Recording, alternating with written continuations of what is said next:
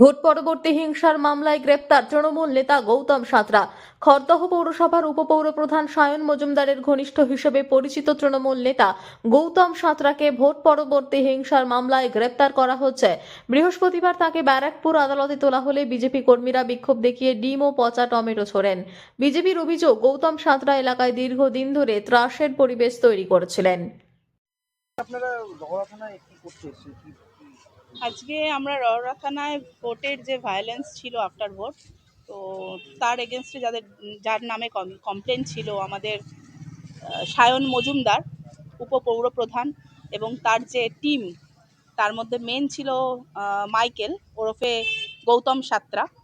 তাকে গতকালকে পুলিশ, রহরা থানার পুলিশ অ্যারেস্ট করে। তো আমরা সেখানেই আজকে জমায়েত হয়েছি কিছু থেরাপি দেওয়ার জন্য। দেখা যাক আমরা কি থেরাপি দিতে পারি, কারণ আমাদের খদ্দা কল্যাণনগর অঞ্চলের ত্রাস ছিল এই মাইকেল সায়ন মজুমদারেরা। ওরা কোন পার্টির সঙ্গে? নির্মূল তৃণমূল। আপনার নাম? আমার নাম শ্রাবণী চক্রবর্তী, আমি খদ্দা কল্যাণনগর 7 নম্বর ওয়ার্ড থেকে। আপনারা কেন এসেছেন এখানে? বেসিক্যালি গতকাল রাতে আমাদের খড়দা থানার বড়বাবু এবং মেজবাবুর চেষ্টায় আমাদের খড়দা বিধানসভা এবং খড়দা মিউনিসিপ্যালিটির কুখ্যাত তোলাবাজ মাইকেল ওরফে গৌতম সাঁতরা এবং সায়ন মজুমদারের ডানহাত, আর আমাদের যে বর্তমান খড়দা মিউনিসিপ্যালিটির ভাইস চেয়ারম্যানের ডানহাত গৌতম সাঁতরা অ্যারেস্ট হয়েছে।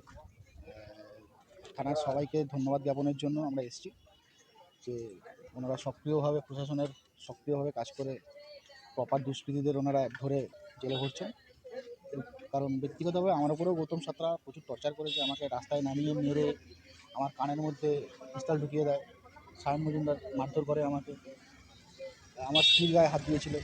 আমাদের তারপরে পাড়ায় একজন দিদি আছেন, শ্রাবণী দিদি বলে, ভালো নাম শ্রাবণী দিদি, উনি প্রেগনেন্ট অবস্থায় ছিলেন, সেই সময় ওনাকে লাথি মেরেছে, একে ধরেছে। সেই জন্য মানে আমাদের রহরা থানার বড়বাবু মেজবাবুর সক্রিয়তার জন্যই আমরা ওনাদেরকে ধন্যবাদ জ্ঞাপনের জন্য রাজনৈতিক দলের সঙ্গে জড়িত?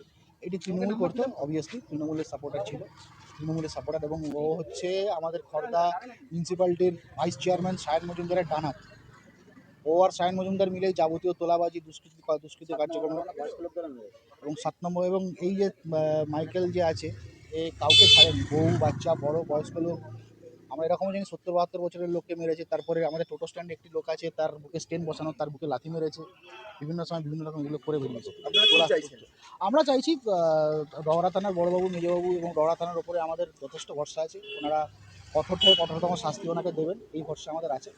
সেই জন্যই আমরা ওনাদের ধন্যবাদ জ্ঞাপনের জন্যই আমরা এখানে এসেছি। আপনার নাম? আমার নাম ইন্দ্রনীল কুমার দাস, আমি খড়দা বিধানসভার বাসিন্দা।